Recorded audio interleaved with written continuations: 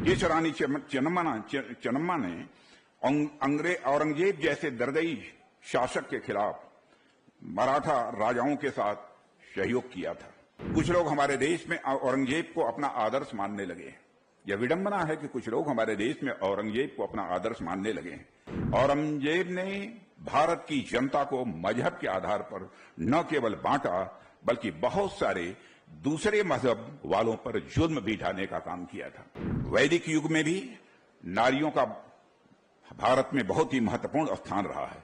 आप लोगों में से नाम सुना होगा गार्गी या पाला, मैत्री जैसी यह विदुषियां यह भारत की धरती पर और भारत की माताओं के कोख से ही पैदा हुई थी।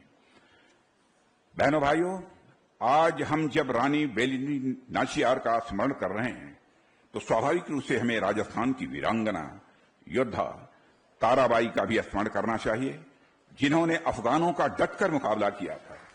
हमें वीरांगना पन्नाधाई को याद करना चाहिए, जिन्होंने महाराणा उदय सिंह की जिंदगी बचाने का काम किया था। ओडिशा में भौमकारा राजवंश ने 8वीं और 10वीं शताब्दी के बीच करीब 200 साल तक शासन किया था। इस राजवंश के 18 से अधिक शासकों में आपको जानकर खुशी होगी, इस राजवंश के 18 शासक थे। 18 शासकों में 6 महिलाएं थीं। इस डायनेस्टी की पहली महिला रानी त्रिभुवन महादेवी थी। वह एक बहादुर महिला होने के साथ साथ एक कुशल शासक और प्रशासक भी थी।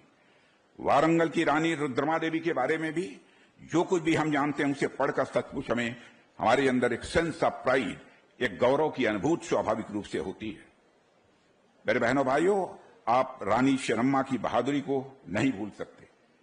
जिस रानी चन्नम्मा ने औरंगजेब जैसे दर्दई शासक के खिलाफ मराठा राजाओं के साथ सहयोग किया था। कुछ लोग हमारे देश में औरंगजेब को अपना आदर्श मानने लगे। यह विडंबना है कि कुछ लोग हमारे देश में औरंगजेब को अपना आदर्श मानने लगे। औरंगजेब ने भारत की जनता को मजहब के आधार पर न केवल बांटा, बल्कि बहुत सारे दूसरे मजहब वालों पर जुल्म भी ढाने का काम किया था।